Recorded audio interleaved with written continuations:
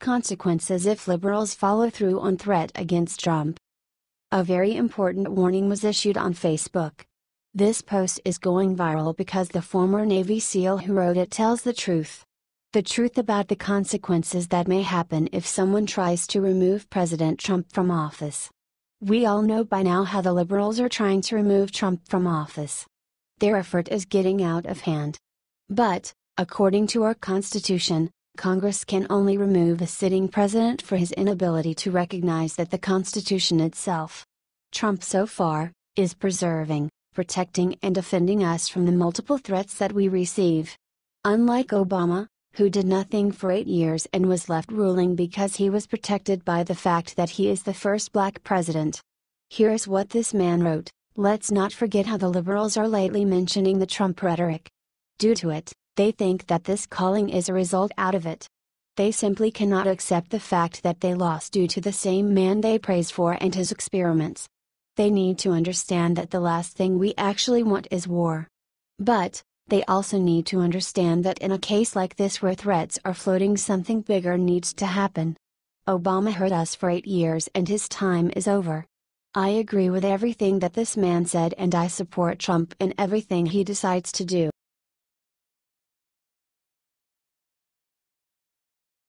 Obama is done. Trump warns him to get a good lawyer after finding this out." Obama was trying to hide awful things that he did in the White House while in office. Recently something important was discovered. After finding out, Trump issued a warning to Barack Obama to get a good attorney. Jay Sekulow told what this mess is about. Democrats do not focus on their shady business at all and think they'll stay hidden forever. That is why they are so supportive of Mueller and his investigation. They hope he will find something on Trump, but apparently, Mueller is going to be the one who will bang his head against the wall. Mueller is connected with James Comey. Comey is connected to Lynch, the Clintons, and Obama. Mad World News reports that Jay Sekulow just revealed damning evidence that incriminates Lynch and Obama in a massive cover-up. Jay's son, Jordan Sekulow, another powerful attorney like his father, wrote, "Our federal lawsuit against the Dodge bureaucracy over the secret meeting between former Attorney General Lynch and former President Clinton has already unearthed documents proving the FBI lied, that it had no documents, that the media was colluding with the Obama Dodge to bury the story, and that AG Lynch, aka Elizabeth Carlisle, was using a secret email address to conduct official business. Now we've uncovered that the White House was involved." So within 2 minutes of learning that the press had found out about the secret Clinton-Lynch meeting, senior Dodge officials knew they had a crisis on their hands. So, in short words, Comey lied like never before. Sekulow found out that they were all colluding to cover it up, and it went straight to Obama's desk, as the emails prove. But, this is not ending here. This story is very complicated, and the new evidence suggests that Paige Herwig, who now is Dianne Feinstein's right-hand woman, was working for Loretta Lynch during the meeting. She was the one who redacted all of Lynch's emails to cover up the real reason for the visit with Bill Clinton. She knows, and she is pretending to investigate. Jay told, "The conflict of interest is astounding." Committee staff, Dianne Feinstein, Paige Herwig, who are supposedly investigating this tarmac situation, were the same people creating the talking points. Loretta Lynch, Paige Herwig, Obama loyalists investigating themselves. Trump's reaction at this point? He said, "Yeah, Barack Obama better get a good attorney. We all are sick and tired of this nonsense. These people did multiple crimes and they need soon to pay for them. Let's all hope that the Dodge soon will open a special counsel to investigate the real traitors and enemies."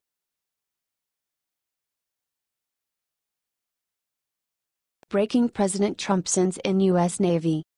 While everyone is talking about North Korea and Trump's fire and fury for Pyongyang over its nuclear and missile programs, something else happened. On Thursday, Trump sent a U.S. Navy to sail by one of China's artificial islands in the South China Sea. Officially, our Navy conducted the third Freedom of Navigation operation under President Donald Trump in the South China Sea. Western journalism reports that a guided missile destroyer sailed within 12 nautical miles of Mischief Reef. An island that is a man-made one that has a runway and military fortifications. China has built it as a part of its effort to claim the region as its own.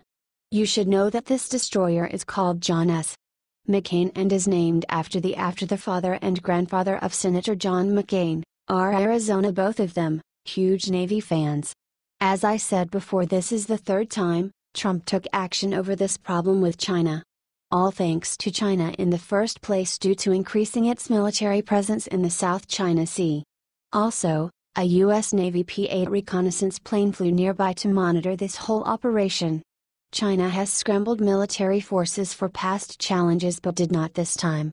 This behavior by the United States military is a show of force to promote the militarization in the region, and would very easily lead to accidents on the sea and in the air, Senior Colonel Ren Guoqiang said in an official statement.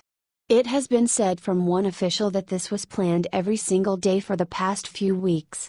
Pentagon, on the other hand, promised to continue the challenges. Its spokesman Major Jamie Davis said in May, "All operations are conducted in accordance with international law and demonstrate that the United States will fly, sail and operate wherever international law allows. We have a comprehensive freedom of navigation operations program that seeks to challenge excessive maritime claims in order to preserve the rights, freedoms, and uses of the sea and airspace guaranteed to all nations under international."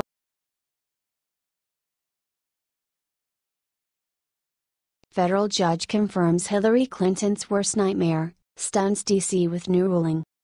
Just when Hillary thought she was in the clear, they are dragging her back to face justice. Sorry Hillary, you can try but you will not outrun your past. There are too many crimes littered about for you to make a clean break. Advertisement. According to Politico, 9 months after Hillary lost an epic presidential election, a federal judge is ordering the State Department to go finally find all the emails Hillary Clinton wrote about the Benghazi debacle. What, do you think Obama's State Department actually looked for Hillary's emails? Not according to the annoyed Obama-appointed judge. U.S. District Court Judge Amit Mehta ruled that the State Department had not done enough to try to track down Hillary's emails related to the assault on the U.S. diplomatic compound in Benghazi, Libya. The tragic attack killed 4 Americans, including the U.S. ambassador to Libya. To date, State has searched only data compilations originating from outside sources, Secretary Clinton, her former aides, and the FBI. It has not, however, searched the one record system over which it has always had control and that is almost certain to contain some responsive records, the state.gov email server, Judge Amit Mehta wrote in his ruling that literally stunned Washington, D.C. insiders. If Secretary Clinton sent an email about Benghazi to Abe, Mills, or Sullivan at his or her state.gov email address, or if one of them sent an email to Secretary Clinton using his or her state.gov account, then State's server presumably would have captured and stored such an email. Therefore, State has an obligation to search its own server for responsive records, continued the Barack Obama-appointed judge. You know it is bad when the Democrats won't cover for you anymore. Look, these guys have to worry about their careers and their reputations. Without official cover from a Democratic administration, they are exposed and could easily be considered co-conspirators. A Justice Department spokesman said ominously, "We are reviewing the judge's opinion and order." Judicial Watch President Tom Fitton, who sued for the records, released a statement saying, "Advertisement. This major court ruling may finally result in more answers about the Benghazi scandal, and Hillary Clinton's involvement in it, as we approach the attack's 5th anniversary."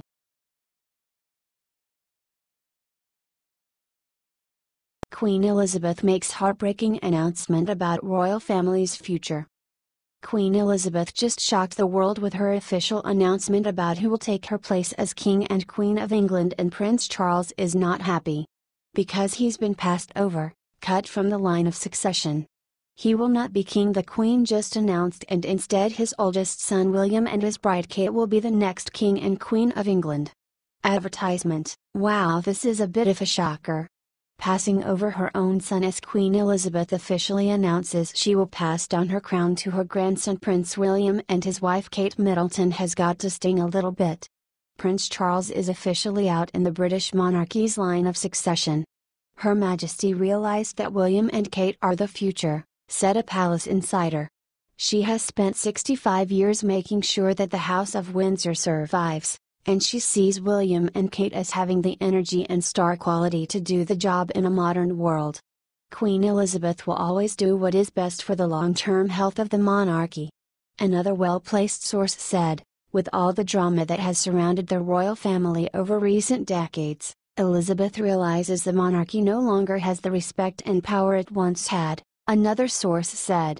In her eyes, William and Kate are the two people who can turn that around. It is a heartbreaking decision for Prince Charles according to palace insiders. Things have been a bit strained between William and his father since the Queen's decision. But they are slowly getting used to it.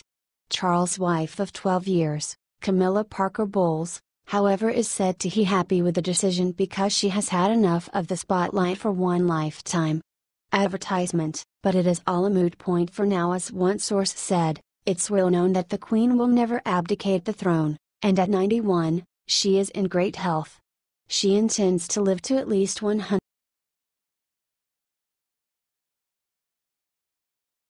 Just and Bill and Hillary Clinton caught in huge $5 billion North Korea scandal. Tensions between North Korea and the United States rise every day. North Korea is planning to attack Guam, which is U.S. territory in the western Pacific Ocean. The North Korean leader Kim Jong-un promised to launch a missile that will hit Guam. As a response to the threat, the U.S. President Donald Trump said that North Korea will meet fire and fury if the country continues to threaten the USA. Although the whole world has their eyes on North Korea right now, only a few people know that Kim Jong-un owns missiles thanks to the Clinton family. The New York Post reported, as President Clinton prepared to confront North Korea in 1994, ex-president and self-appointed peacemaker Carter went to Pyongyang to negotiate a sellout deal, give the North Koreans 2 new nuclear reactors and $5 billion in aid if they promise to quit seeking nuclear weapons. Carter even won a Nobel Peace Prize for this deal. How ironic. The former president even celebrated his achievement. However, thanks to him, North Korea has missiles ready to attack our country. It is just a matter of time when the first missile will be launched. What was he thinking? The North Korean leader is similar with the German dictator Adolf Hitler. Kim Jong-un is also a dictator who rules his country by paranoia. If the Chamberlain's appeasement policy didn't stop Hitler from wanting for more power, why would something similar work for Kim Jong-un? However, Clinton's and Carter thought that an appeasement can change things now. The New York Post reported, in 2002, the North Koreans revealed that they had been violating the accord from day one. 4 years later, Pyongyang detonated its first nuclear missile. After it was discovered that North Korea violated the accord, something should have been done in order to stop them, but the Clintons and the Obama administration decided not to do anything. Thanks to their poor efforts, North Korea can launch a missile attack against our country. They put the population of Guam at potential risk. Everyone should know that if they launch a missile, it won't be Trump's fault, but Obama, Clinton, and Carter are to blame. Trump is doing everything he can in order to protect our country.